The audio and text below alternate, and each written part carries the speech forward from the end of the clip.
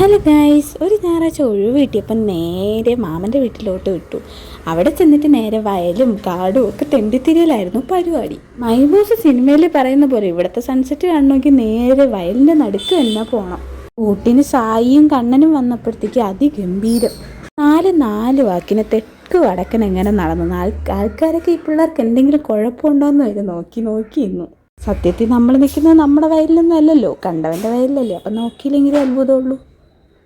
അങ്ങനെ അവിടെ നിന്ന് കുറേ കോപ്രായം കാണിച്ചിട്ട് നേരെ വീട്ടിലോട്ട് വിട്ടു. വീട്ടിൽ ചെന്നപ്പോഴത്തേക്കും മാമൻ കുക്കിങ്ങിലാണ്. പിന്നെ നേരെ മാമനെയും അമ്മായിയെ സഹായിക്കാനായിട്ട് കയറി. എങ്ങനെ സഹായിക്കാനാ? കഴിച്ച് സഹായിക്കാൻ.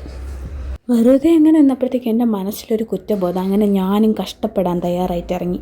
എങ്ങനെയാണ് നമ്മുടെ ചിക്കൻ ഫ്രൈ ചെയ്ത് കോരാനായിട്ട് അവിടെ നോക്കിക്കൊണ്ട് നിൽക്കണം, എടുത്തിടണം. എന്ത് പണിയാണെന്നറിയാവോ? ഈ അമ്മായിക്ക് ഇതുവെല്ലാം അറിയണോ? അങ്ങനെ ചിക്കൻ കോരി മാറ്റിയതിൻ്റെ ഇടയ്ക്ക് പകുതി ചിക്കൻ എൻ്റെ ബാക്കിയകത്ത് തന്നെ പോയിട്ടുണ്ട്. അപ്പോൾ ഫുഡ് എന്താണെന്ന് വെച്ചാൽ നമ്മുടെ ഫ്രൈഡ് റൈസും ചില്ലി ചിക്കനും ചിക്കൻ കറിയും ഒക്കെയാണ് കേട്ടോ. പുറത്ത് ഫുഡ് കഴിച്ച് വയറ് കേടാക്കാൻ വയ്യ, അതുകൊണ്ട് സ്വന്തമായിട്ട് ഉണ്ടാക്കാമെന്ന് വിചാരിച്ചു. ഞങ്ങളങ്ങനെയാണ്. അതിനിടയ്ക്ക് ഹാളിൽ എല്ലാവരുമായിട്ട് ടി വി കണ്ടുകൊണ്ടിരുന്നു. ടി വി കണ്ടുകൊണ്ടിരുന്നല്ല, എല്ലാവർക്കും ടി വി ഇട്ട് കൊടുത്തിട്ട് ഞങ്ങൾ നേരെ അടുക്കളയിലോട്ട് വലിഞ്ഞു. എന്തിനാ? കട്ട് തിന്നാൻ, വേറെന്തിനാ? പിന്നെ ചെയ്ത പണിയൊക്കെ കാരണം ഭയങ്കര ക്ഷീണമായിട്ട് കുറച്ച് സമയം റെസ്റ്റ് എടുത്തു. വായിക്ക് കുറച്ച് റെസ്റ്റ് കൊടുത്തന്നേ.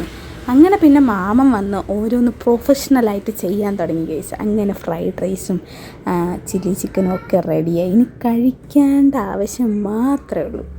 പിന്നെ ഡൈനിങ് ടേബിളിൽ സാധനം നിരന്നപ്പോൾ ഓടി ചാടിപ്പോയി ഇരുന്നു. കാരണം നമ്മളുണ്ടാക്കിയത് കഴിക്കുന്നത് അതൊരു വേറൊരു ഇതാണല്ലോ അല്ലേ.